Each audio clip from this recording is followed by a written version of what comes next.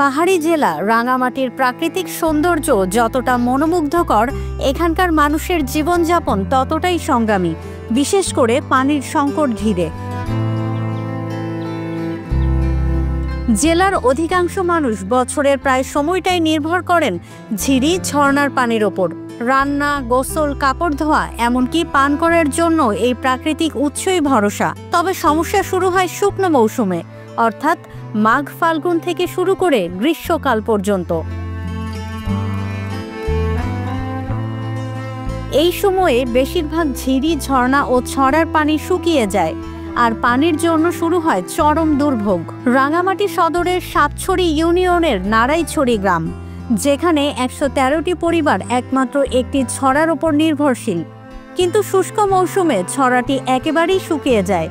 তখন সারা গ্রামের ভরসা হয়ে দাঁড়ায় কয়েকটি কুয়া। গরমকালে আসলে তো পানি শুকিয়ে যায়, তখন পানি থাকে না, গর্ত করতে হয়, ওই টিউবওয়েল না থাকার পর্যন্ত আর কি।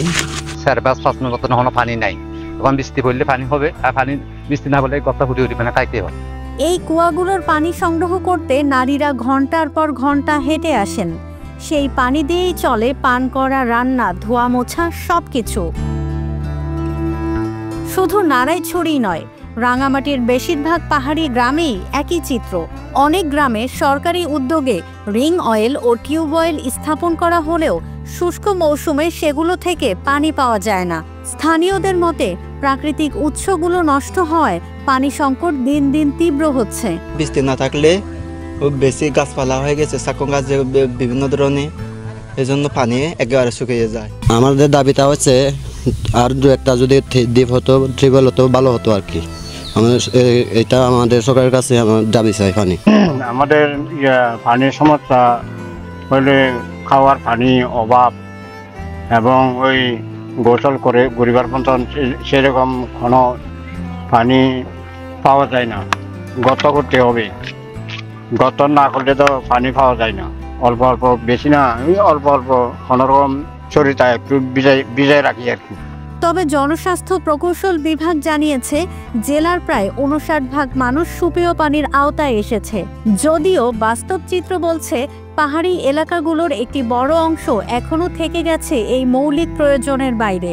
এই মুহূর্তে আমাদের 58.47% মানুষ সুপেয় পানি সরবরাহ নেটওয়ার্কের আওতায় এসছে, আর বাকি যেটুকু আমাদের কাভারেজের আওতায় আসেনি সেটুকু আমরা কাভারেজের আওতায় আনার জন্য ইতিমধ্যে সরকারি বিভিন্ন প্রকল্পের অধীনে আমাদের বিভিন্ন প্রকল্প কাজ এগিয়ে নিয়ে যাচ্ছি।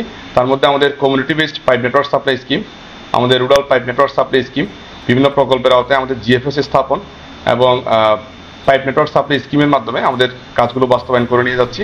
এলাকাবাসীর দাবি, সরকার যদি দীর্ঘমেয়াদী পরিকল্পনায় পাহাড়ি অঞ্চলে পানির সংরক্ষণ, সরবরাহ ও ব্যবস্থাপনায় কার্যকর পদক্ষেপ নেয়, তাহলে এই সংকট অনেকটাই দূর করা সম্ভব। প্রাকৃতিক সৌন্দর্যের পাশাপাশি যদি নিশ্চিত করা যায় নিরাপদ পানির ব্যবস্থা, তাহলে পাহাড়ি জীবনও হতে পারে শান্তিময় ও সুস্থ জীবনযাপনের প্রতিচ্ছবি।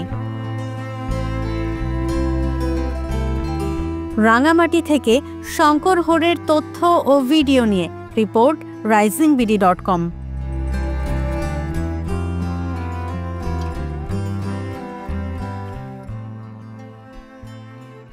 ওয়ালটন আবারও মিলিনিয়ার অফারে ওয়ালটন ফ্রিজ কিনে আপনিও হয়ে যেতে পারেন মিলিয়নিয়ার।